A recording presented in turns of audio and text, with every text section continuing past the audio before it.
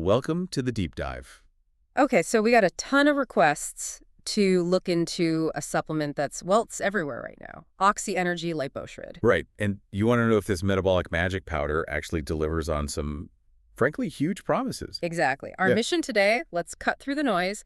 It's billed as this ultimate 16-in-1 fat burner. Promises to melt fat, boost metabolism, and here are the specific numbers that caught our eye. Blocking carbs up to 40%, Okay.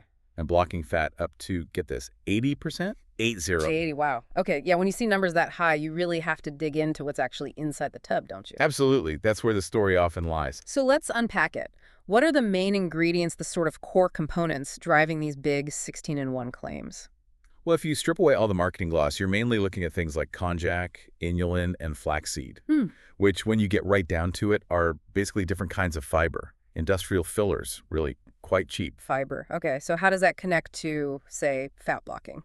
Well, konjac, which you might know as glucomannan, it has this property where it swells up quite a lot with water.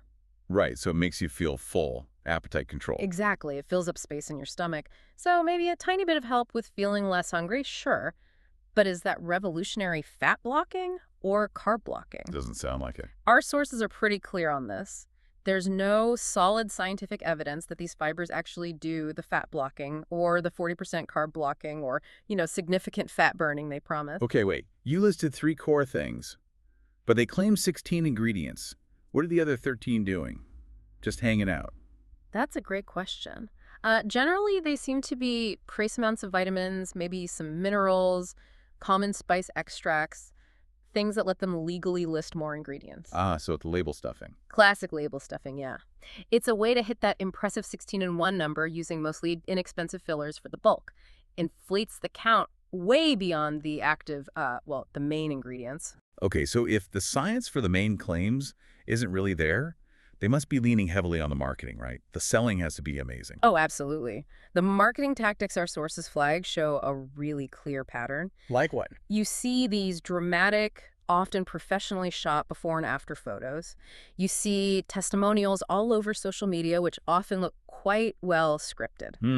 And they keep mentioning clinical support. Right, the clinical support, but is it published anywhere? Like, can independent researchers check it? That's the problem. That clinical support doesn't seem to exist in any published peer-reviewed journals that anyone can access and verify. It's just a claim. That lack of transparency is worrying. And our research flagged other issues too, didn't it? Beyond just the lack of published science. Yeah, definitely. Concerns about transparency regarding the exact dosages. They don't clearly state how much of each key ingredient is actually in there. So you don't even know how much konjac you're getting, for example. Precisely.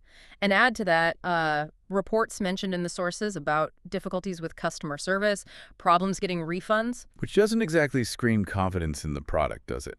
Not really. It suggests maybe they aren't standing behind it as strongly as the marketing implies. Oh, and another interesting point. Yeah. The whole comes from New Zealand claim. Gives it that clean, pristine image, right? Sure. But website details and other source info suggests it's actually processed somewhere else entirely, probably closer to a major shipping hub than, alpine pastures. Okay, so let's bring this together for you, the listener. Yeah. We've got a product sold as this miracle fat burner, metabolism booster, extreme fat blocker. 80%. 80% fat blocker. But the reality seems to be it's mostly a fiber supplement, dressed up with some really slick, high-pressure marketing. And crucially, without the solid scientific proof for those really big, revolutionary claims. It really makes you think, doesn't it? When complex health goals get boiled down to these flashy percentages like that 80% fat block. Yeah, how much of the decision to buy is driven by emotion, by wanting that quick fix, versus looking at actual verifiable data? It's a key question. It really is. So here's a final thought for you to chew on. If a company pours its resources into stunning before and afters and perfect social media posts, but skimps on the published peer-reviewed science, what value are they truly selling you? Is it a genuinely effective supplement, or is it mainly hope in a very well-marketed tub? Something to consider. Thank you for joining us on this deep dive.